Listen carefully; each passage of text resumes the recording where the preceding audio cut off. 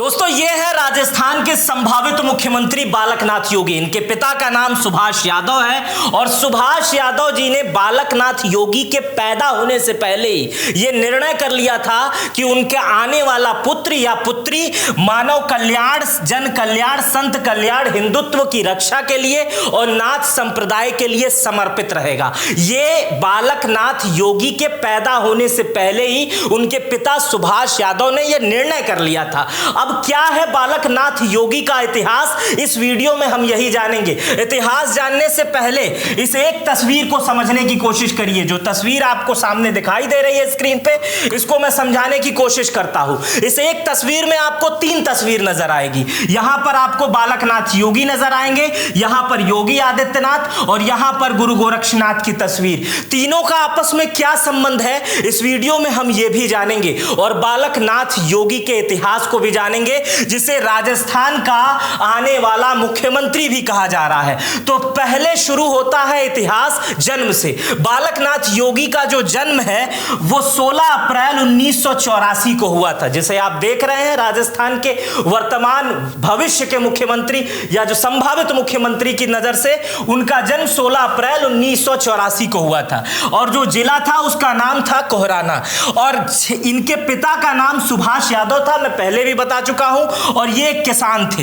इनकी माता का नाम उर्मिला देवी है और दादा का नाम फूलचंद यादव और दादी का नाम संतरो देवी। इनके चाचा थे, दो चाचा हैं और दोनों डॉक्टर हैं। और इनका जब जन्म हुआ था तो इनका जन्म बालकनाथ योगी जिन्हें आप देख रहे हैं, इनका जो इससे पहले का नाम था उनका नाम था गुरुमुख। और गुरुमुख नाम इसलिए रखा गया था क्योंकि इनका जन्म जो है वो गुरुवार को हुआ था। बालकनाथ योगी का इतना छोटा इतिहास नहीं है। इस इतिहास को समझने के लिए आपको 2-3 मिनट और वक्त देना पड़ेगा। 2-3 मिनट में हालांकि किसी के इतिहास को नहीं समझाया जा सकता, लेकिन राजनीति के समीकरण में जो इतिहास जरूरी है वो आप समझ सकते हैं। इनके पिता जो थे बालकनाथ योगी के सुभाष यादव, वो खेतानाथ के आश्रम में, बाबा खेतानाथ बहुत प्रभावशाली संत थे और ये खेतानाथ के आश्रम में सुभाष यादव जी बाबा की खेतानाथ की सेवा करते थे। और जब खेतानाथ ने ही इनका नाम गुरुमुख रखा था और मैं बताया था कि गुरुवार के दिन ये पैदा हुए थे इसलिए इनका नाम गुरुमुख रखा गया था।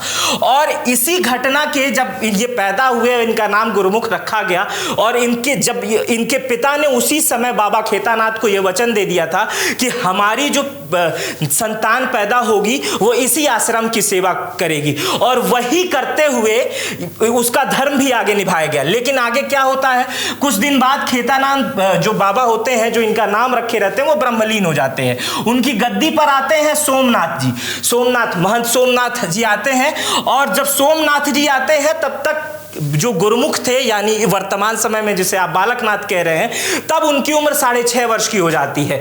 और सुभाष यादव यानी इनके पिता के कथना अनुसार उस समय जब इनके पिता ने कहा था कि हम अपने बेटे को नाथ संप्रदाय के लिए समर्पित कर देंगे, रक्षा के लिए हिंदुत्व की समर्पित कर देंगे, तो 6.5 की जब इनकी उम्र होती 6.5 वर्ष की, तब इनको ले जाके बाबा सोमनाथ को इनके पिता सुभाष यादव समर्पित कर देते हैं। और बाबा सोमनाथ इनकी शिक्षा दीक्षा के लिए किसके पास भेजते हैं, चांदनाथ योगी जी के पास भेज देते हैं इनकी शिक्षा दीक्षा के लिए। और चांदनाथ योगी जब बाबा इनको देखते हैं, जो वर्तमान समय में जिन्हें आप मुख्यमंत्री होने वाला समझ रहे हैं बालकनाथ योगी को, इनको देखते हैं तो इनका बालपन दिखाई देता है, बहुत हंसते मुस्कुराते हैं, इसलिए इनका नाम बदल दिया जाता है और इनका नाम गुरुमुख से बालकनाथ हो जाता है। और बालकनाथ जब नाम शुरू होता है तभी से शुरू होती है इनकी तपस्या, कठोर तपस्या, साधना और गुरु के प्रति भक्ति, और ये तमाम चीज हो जाती है। और यही कारण रहता है कि वो चांदनाथ बाबा के इतने करीब हो जाते हैं कि चांदनाथ बाबा 2016 में इन्हें अपना उत्तराधिकारी बना लेते हैं। तो जिसके जन्म से पहले ही ये निर्धारित था कि ये बच्चा सन्यासी बनेगा, नाथ संप्रदाय के लिए समर्पित रहेगा, जन कल्याण और संत सेवा करेगा, वो 2016 में महंत बन जाता है। उसके बाद क्या होता है वो बताता हूं। महंत बनने के बाद 17 सितंबर 2017 को इनके गुरु यानी चांदनाथ बाबा का स्वर्गवास हो जाता है, वो भी ब्रह्मलीन हो जाते हैं। उसके बाद से जो बालकनाथ योगी रहते हैं, ये जिन्हें आप देख रहे हैं, वो स्थल बोहर के मठाधीश बन जाते हैं और 8वें मठाधीश के रूप में वो जाने जाते हैं। और इसके बाद से परंपरागत, चूंकि चांदनाथ बाबा जो होते हैं वो भी इन्हीं की सीट से सांसद बनते हैं, अलवर की सीट से सांसद होते हैं, और 2019 में बालकनाथ भी इसी सीट से सांसद बन जाते हैं। तो यह सफर 1984 से 2019 तक आपने समझा।